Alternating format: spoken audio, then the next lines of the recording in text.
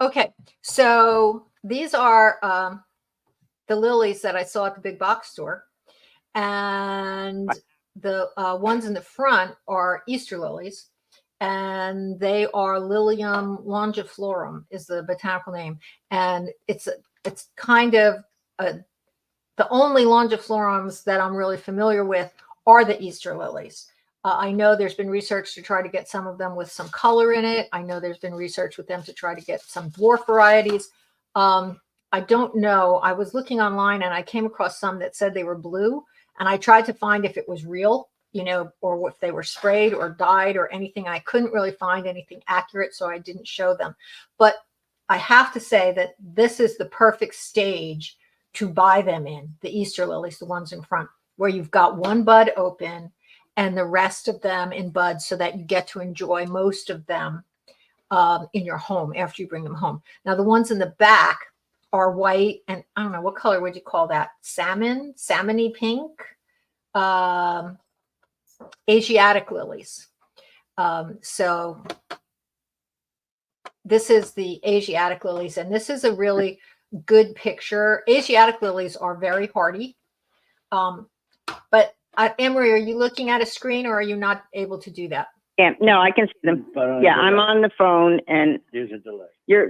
you're talking. It's a little delayed, but I'm seeing the pictures. Okay. Well, see all those brown little nubby things? Those are Yes. the anthers, and they need to be removed. They need to be removed. Right. And, next. And that's an Asiatic lily, but it's the same thing. Now, those little anthers are already shedding pollen. You can see a few of the brown specks on the white petals already.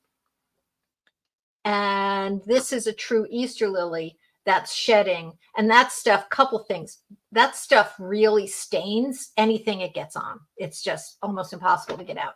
So there's that component of it. But also, the progression of the anthers releases chemicals that causes the flowers to age more quickly. So you get, it's a twofer. You slow down the senescence of the flower, and you keep the flowers clean, and you don't get any of that stuff on. They should be plucked as soon as the flower buds open, when they look like little brown beans, before they look like this, which is just messy. And you go to pluck them with your fingers, and your fingers will be yellow for 3 days.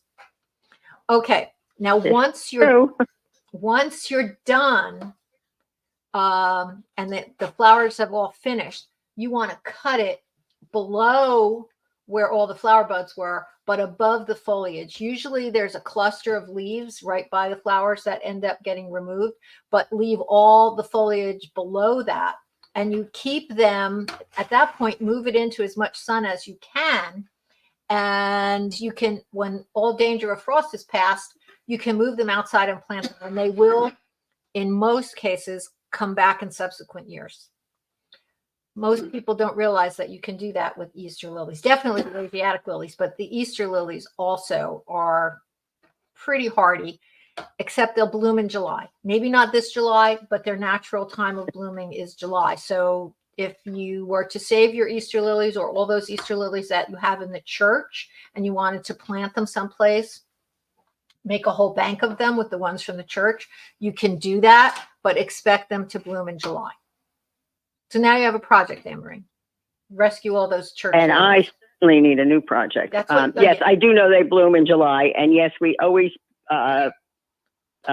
snip off before we try to snip them before they get yellow, because we know they stay in your hands, your clothes. It doesn't matter what it gets near. It's just vicious. So as they start to bloom, we do clip them. So we do take care of them.